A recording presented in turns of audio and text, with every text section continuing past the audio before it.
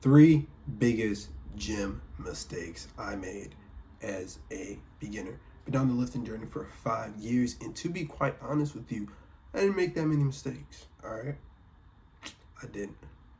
But like all beginners, we make mistakes. If you're a beginner, you're probably making mistakes as we speak. First off, congratulations, because you're in the gym. Most people don't even do that, right? Most people don't care about their fitness, their health, whatever. But if you want to maximize it, best thing to do is learn from the mistakes of other people who were further along on the journey than you, right? So let's get straight into it. First one is too much cardio. I was doing way too much cardio. Now, no, I wasn't doing bike stairmasters. No, I was doing like I was doing marathons, right? I was training for a half marathon when I first started to get into fitness, and that was really fun. I enjoy running because it's more like a mental thing. It's not as physical as weightlifting, although it's a physical activity. It's like you mentally have to get yourself past every single step. Then you have like some prolific thoughts. Running is incredible.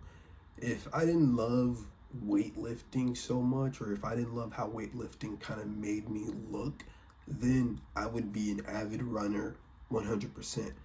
But they kind of contrast with each other, right? It's very hard for them to coexist. You do see hybrid athletes, a lot of them are popping up today, and they have had them coexist. But if you see with a lot of these hybrid athletes, unless they're on something, they don't really have the physique like that. Hey, how yellow this looks. Why does it look so yellow? Anyways, the hell. Anyways, they don't really have the physique like that. They don't really have the physique that at least I would desire. That's because what running does is it builds up cortisol, which is a stress hormone, and cortisol actually kills your gains by lowering your testosterone. So for my first 1 or 2 years into lifting, I was doing so much cardio, 8 miles, 10 miles, that I actually wasn't building a lot of muscle. And although I had a very lean and aesthetic and a pretty decent physique overall, I could have built a lot more muscle by just lowering the cardio, not completely cutting it out, but by just lowering it a little bit, maybe to 3 miles per week, 4 miles per week. But the marathon every week stuff, no, that's gonna kill your gains. It just simply is. I wish it wasn't true, but it kind of just is, right? It's good to build that overall cardio base.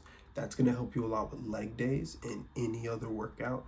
But for the long term, if you're doing like a marathon a week, then it's gonna make you skinnier and skinnier and skinnier. If you don't believe me, look at avid runners, not sprinters, not people like Usain Bolt, no, like Usain Klepnog. Look at people like him, very skinny, like shredded, yes, but like very skinny type physique.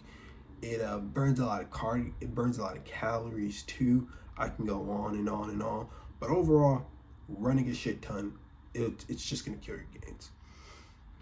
So moving on to the next one, it's kind of just not taking enough supplements. Now, what I mean isn't supplements, is I mean stuff like creatine, protein powder. If you're just getting into the gym, number one thing you should just do is just go to a website. Not sponsored by any of these guys, so go to any type of website, get some creatine, and get some protein powder.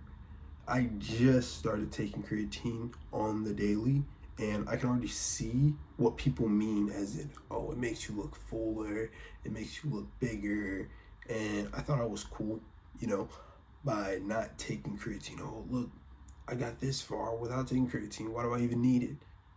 Well, it does give you that extra edge. It does give you that extra inch. And then when you're into your plateau period, which is like 5 to 7 years into lifting, or you're not really building that much muscle because your new begins are kind of over, you're going to need creatine to kind of give you that extra edge and to give you a little bit more muscle mass. Because what creatine does is it's a monohydrate, right?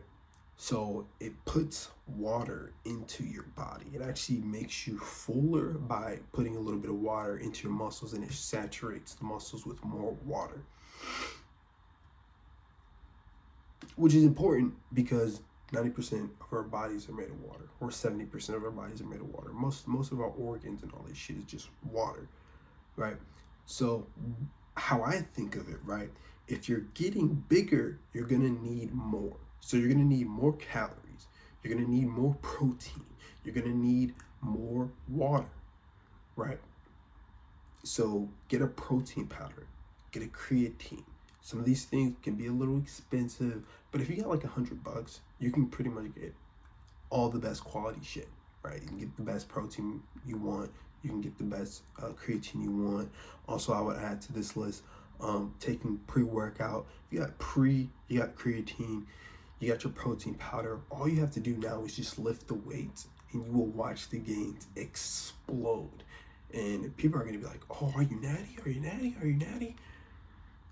Simply because you're just doing the correct shit. You're just taking the correct steps that you're supposed to take. You're just taking the protein powder. You're taking the creatine. You're just taking more in so you can get more and you can get bigger. So just think about it like that.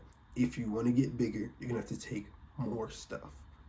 Take more stuff as in more calories. Take more stuff as in more water.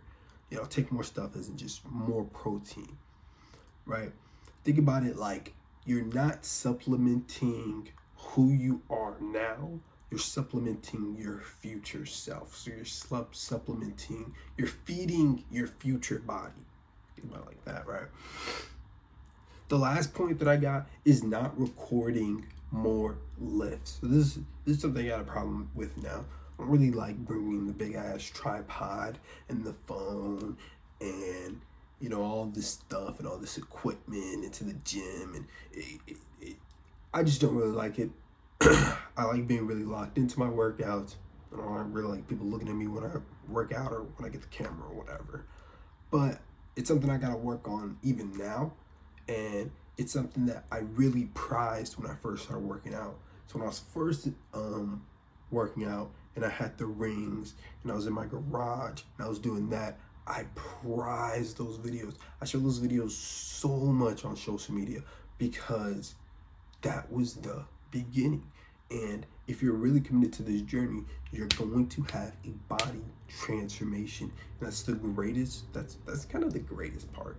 It's not really the body that you built, it's more like the journey, right? Sounds very cliche and a little gay, but it's a fact, right? It's more the journey to get to there. So when I see the old videos of me on the rings, I show that video maybe like every single post, like every other post I post on social media. It's me on the rings when I was like 19, 18, doing the rings workouts in my garage. I love that skinny, super skinny Dante, going after it. So I recommend you just record like as much as you possibly can and just not worry about oh people's looking at my camera, what if they think I'm a TikToker, or whatever it is, right? Whatever thing is holding you back, whatever mental thing is not allowing you to fully do what you want to do. The most important thing is just knowing that I'm gonna look back on this video and I'm gonna be proud of it. I'm going to look back on this video and I'm going to be like, dang, look at my form, look at my body, look how I was doing these versus what I'm doing now. Oh, look at that small weight that I was doing then versus what I'm doing now. Then you're going to be a little bit more proud of it. Even if you don't have a social media presence or you're not trying to blow up on YouTube or whatever it is, it's just good to record your form, record, what you're doing. There's times where I look at the bench press and I'm like, oh, I could have went a little bit deeper there. And then that's also going to explode your gains, because if you're able to meticulously know your form and kind of know every inch. It's like watching game footage, right? What do football players do before they're about to face a team? They watch their own footage and then they watch game footage, right? It's like sales. What do people do when they're trying to make more sales? They look at their sales metrics. You know, with lifting, we just go in the gym, we throw some weight up, throw some weight down, and then, you know, we call it a day. That was it, right? We don't be like, oh, if I just moved my arm a little bit more here, could have gotten a little bit more rear delt action. If I did the curl like this, if I moved my elbows in like this instead of like this, then I could have got a little bit more bicep. You know, if you can do that, and if you are able to break down what you're doing into the gym instead of just going there and just throwing the weight around and then just waiting for the muscles to come, you're going to accelerate your progress probably by 2x more. That's one of the most important things, is recording more of your journey, recording more of your form, and also breaking it down and understanding the little intricate details that you can do to kind of further your progress.